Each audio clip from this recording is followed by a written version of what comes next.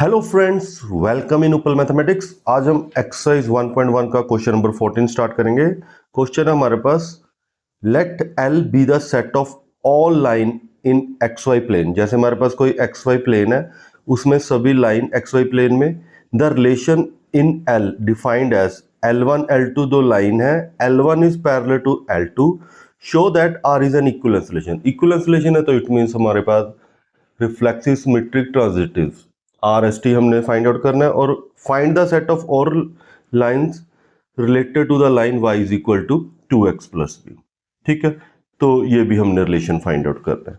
तो सबसे पहले हमारे पास देखो, ये कोई XY प्लेन है, ठीक है, और इसमें कोई लाइंस है, ये दो लाइन पैरेलल है L1 एंड L2। ठीक है, तो सबसे पहले बात करते हैं रिफ्लेक्सिव की। तो रिफ्लेक्सिव रिलेशन क्या होता है? If a belongs to R, यानी सेम सेम रिलेशन में बिलोंग करते हैं तो उसे हम क्या बोलते हैं? रिफ्लेक्सिव। तो अगर कोई एक लाइन है, ठीक है, एक लाइन है, वो खुद से तो पैरेलल होगी, ठीक है, सेम लाइन सेम अपने आप से तो पैरेलल होगी। तो यहाँ क्या होगा? L1 बिलोंग्स टू आर, ठीक है, is that L1 parallel to L1। तो L1 के पैरेलल है, तो R इज हमारे पास क्या होगा? रिफ्लेक्सिव। R is reflexive. तो ये हमारे पास क्या हो गया? रिफ्लेक्सिव। अब बात करते हैं सिमेट्रिक की।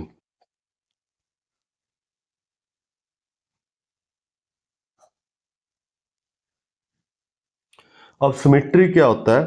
If A B belongs to are,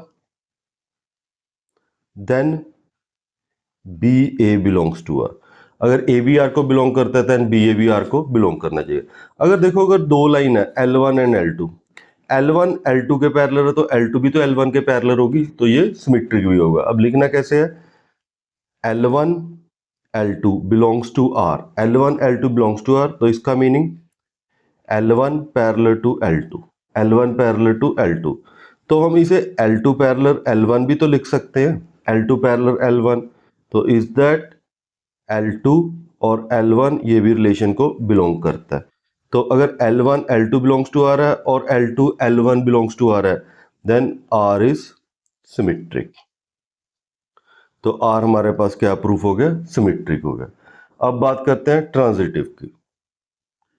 transitive relation क्या होता है? If A B belongs to R and B C belongs to R, then A C भी आर को बिलोंग करता है, तो उसे हम क्या बोलते हैं? Transitive relation. जैसे हमारे पास एक्स वाई प्लेन में तीन लाइन है। अब देखो, L1 पैरेलल किससे है? L2 के, और L2 किससे पैरेलल है? L3 के। तो L1 भी तो L3 के साथ पैरेलल होगी, ठीक है, तो ये ट्रांजिटिव भी होगा। तो हमने क्या लिखना है? सबसे पहले L1 L2 belongs to are, ठीक है, तो इसका meaning L1 parallel to L2।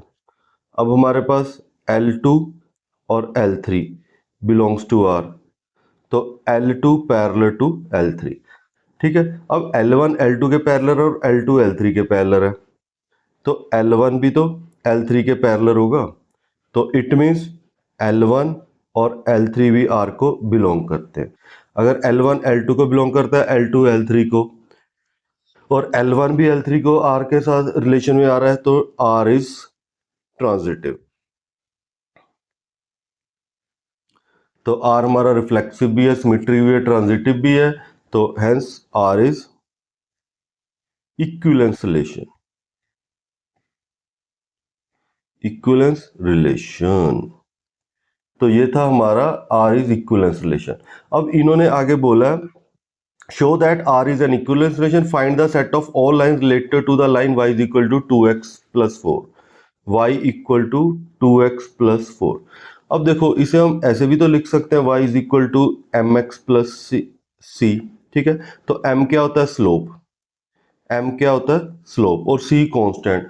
Constant change भी हो सकता है, ठीक है। जैसे हमारे पास देखो, स्लोप सेम है, ठीक है, लाइन यानी कांस्टेंट चेंज हो रहा है तो लाइन चेंज हो जाएंगी। तो हम इसे क्या लिख सकते हैं? कौन सी लाइन है, यानी हमने सेट ऑफ लाइन ढूंढनी है, तो वो हमारे पास क्या होगी? y is equal to M X plus C, ठीक है, y is equal to M X plus C, M तो हमारे पास 2 है, तो y is equal to 2x plus C.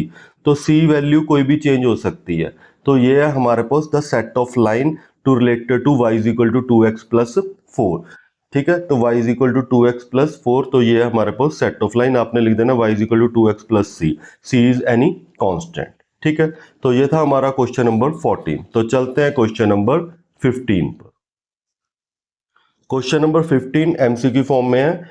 Are be the relation in the set 1 2 3 4, और हमारे पास relation दिया हुआ है 1 2 2 2 1 1 4 4 1 3 3 3 3 2। Choose the correct option.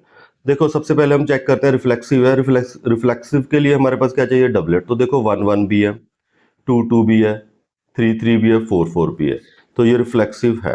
ठीक है, अब सिमेट्री 1 2 है, कहीं 2 1 नजर आ रहा है, नहीं आ रहा। 1 3 है, कहीं 3 1 नजर आ रहा है, नहीं आ रहा, तो ये सिमेट्रिक नहीं है। अब ट्रांजिटिव, ट्रांजिटिव चेक करते हैं 1 2 2 2, तो 1 2 ये भी रहा। और कोई एलिमेंट देख लो 1 3 3 3, तो 1 3 ये भी रहा। ठीक है, तो अब देखो 1 3 3 2, तो 1 2 चाहिए, ये रहा, तो ये ट्रांजिटिव है।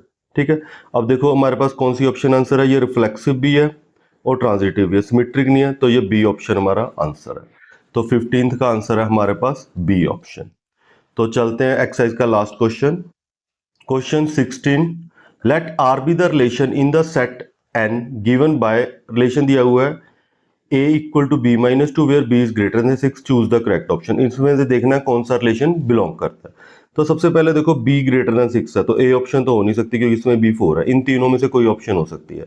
अब दिया हुआ है 3 8, मतलब अगर b की वैल्यू 8 पुट करते हैं तो a की वैल्यू 3 आएगी, तो पुट करके देखते हैं। b की वैल्यू 8, 8 माइनस 2, तो a की वैल्यू तो 6 आ गई, तो ये क्या है सी ऑप्शन में। देखो अगर b की वैल्यू 8 है तो a की वैल्यू क्या है 6, तो ये हमारा क्वेश्चन नंबर 16 का सी ऑप्शन आंसर है। तो इस तरह हमारी एक्सरसाइज 1.1 कंप्लीट होती है। नेक्स्ट वीडियो में नेक्स्ट एक्सरसाइज स्टार्ट करेंगे। अगर आप चैनल पे नए हैं तो प्लीज चैनल को सब्सक्राइब कर दीजिए। Thanks for watching and subscribe the channel and share with your friends.